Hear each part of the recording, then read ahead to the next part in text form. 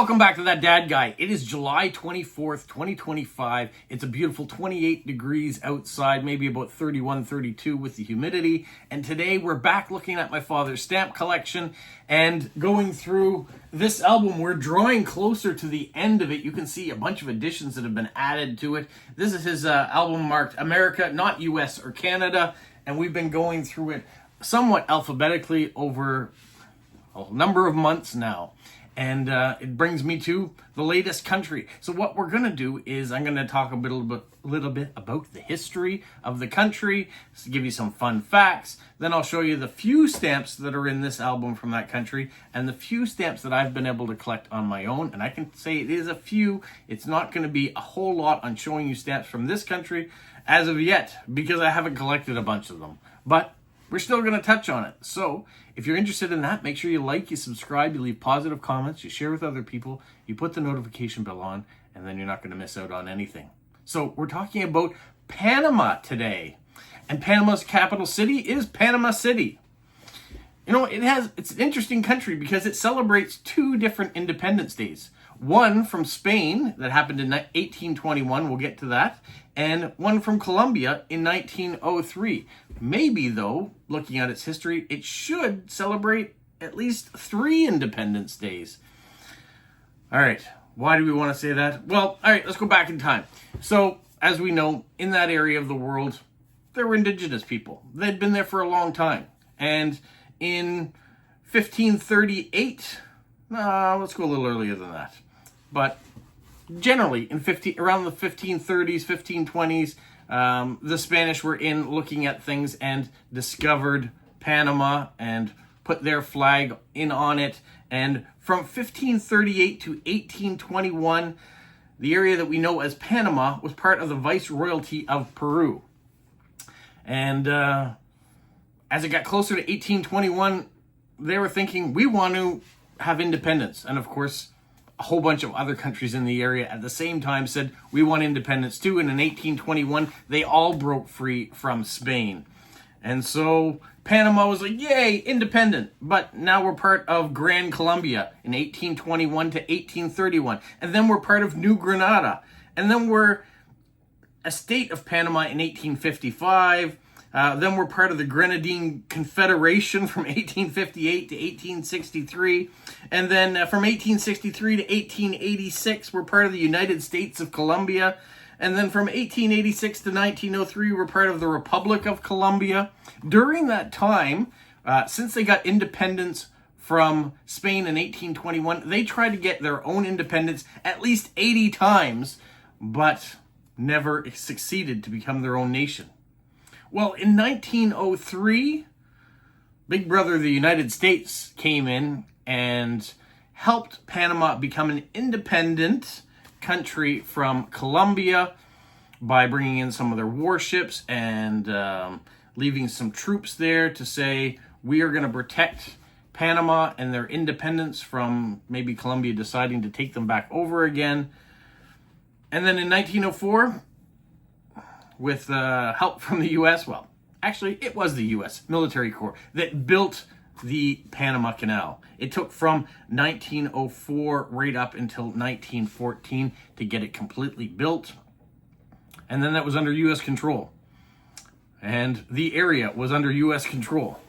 Until 1977, when President Carter signed a treaty to say, Panama will be an independent country. The U.S. will back off. We'll leave. In 1979, they became an independent country, except for the Panama Canal. That still stayed under U.S. control to keep it neutral.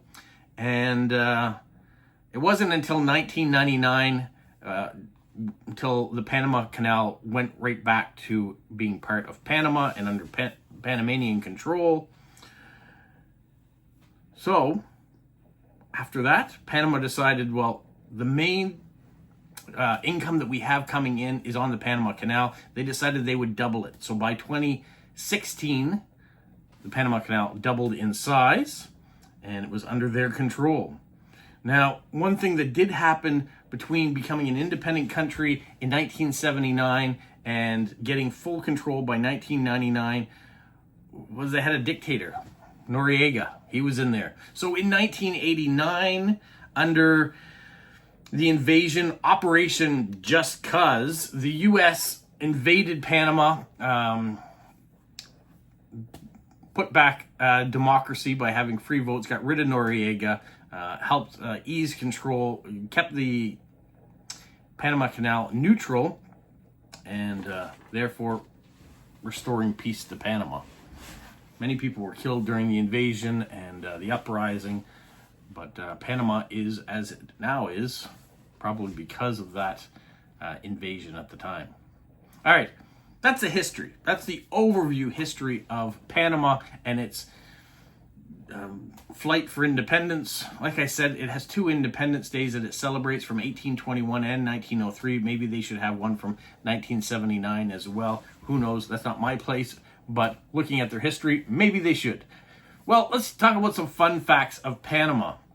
Did you know it is the only place in the world where you can watch the sunrise on the Pacific and the sunset in the Atlantic from the same location? That's how small Panama gets at one location.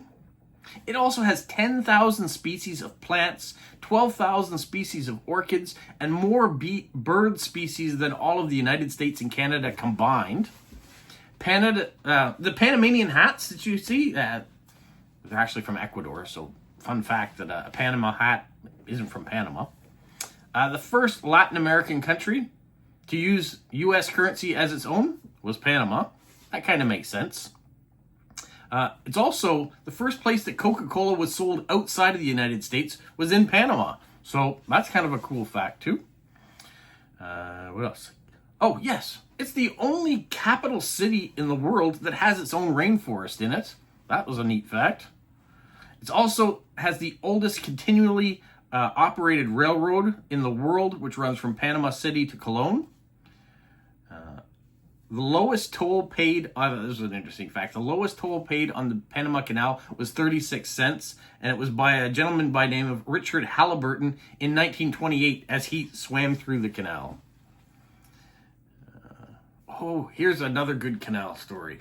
Actually, it was brought up in the last week's episode when I talked about Nicaragua. There was a stamp that came out by Nicaragua that has a volcano on it.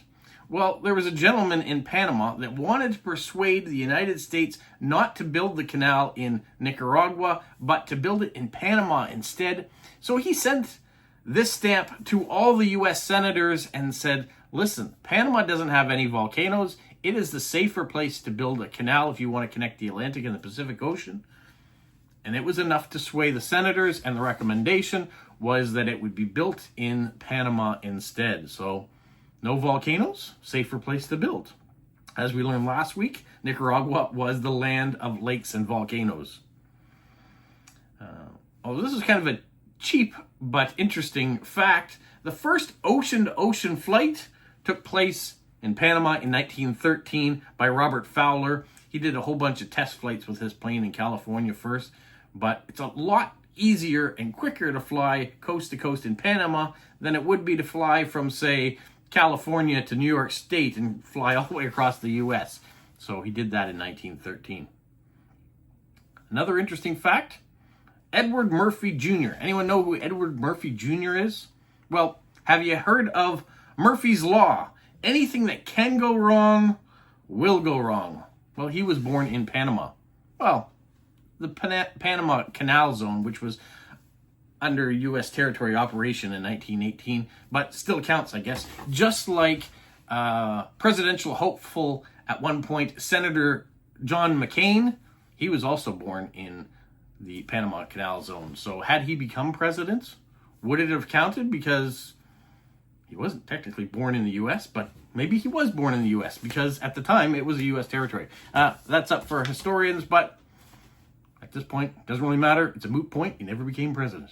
All right, that brings us to the stamps. Let's look at the one page that's in this book, and then we'll look at the 1.5 pages that are in the book that I have. For my father's collection, he didn't even write Panama at the top. He just added these stamps to the next page. We've got a bunch of scouting stamps. There for you, Christopher, if you're watching. Like this older one here, you can see kind of the U.S. seal on it too. A nice rabbit.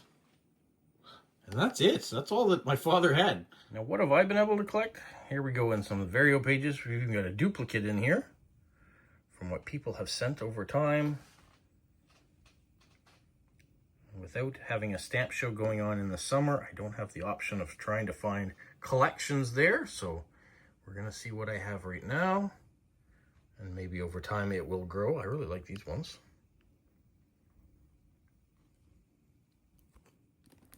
A couple bigger ones here, and a triangle one with the Olympics. And then a couple Canal Zone ones.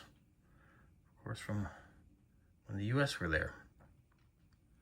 And that's it. So for tuning in this week to watch a video about my father's stamps, you get roughly 1 minute of the video about stamps, and the rest is all about Panama and its history and some of the beauty that's there and some of the fun facts that maybe you didn't know about. Not every video every week is going to be chock-a-block full of stamps, but my dad did what he could in collecting them, so that's what I'm showing you, what he's got and what I've been able to add to it. We'll see what happens in the next video and where we go from here. Have a magical week.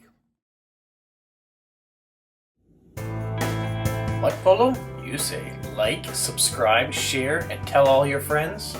Who's a good boy? Who's a good boy? Bye. So what are we tuning into tomorrow? Well, of course, tomorrow is Friday. And so far, we have all this mail that has arrived.